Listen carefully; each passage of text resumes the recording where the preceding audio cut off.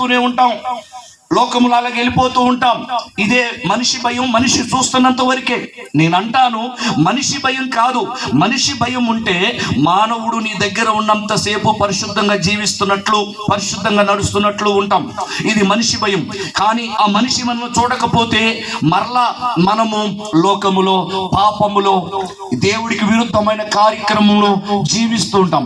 మనిషి భయం ఉంటే మన జీవితం ఇలాగుండిద్ది. అదే దేవుని భయం ఉంటే నీ పక్కన ఎవరు ఉన్నా, ఎవరు లేకపోయినా, నీ తల్లి ఉన్నా, నీ తండ్రి ఉన్నా లేకపోయినా, నీ తల్లి ఉన్నా లేకపోయినా, నీ భర్త ఉన్నా లేకపోయినా, నీ భార్య ఉన్నా లేకపోయినా, నీ ఇంటి వారున్నా లేకపోయినా, నీ సమాజం ఉన్నా లేకపోయినా, నీ గ్రామస్తులున్నా లేకపోయినా, నీ అనేవారు ఎవరు చూడకపోయినా, దేవుని భయము కలిగి ఉంటే గనక ఒక మనిషి పరిశుద్ధ జీవితం జీవిస్తాం. పాపానికి దూరంగా ఉంటాం. పాపం నుంచి దూరంగా ఉండి పరిశుద్ధ జీవితం జీవిస్తాం. ఎవరు చూస్తున్నారన్నది నాకు అనవసరం, ఎవరు ఉన్నదన్నది నాకు అనవసరం. నేను దేవుని భయం కలిగి ఉన్నాను.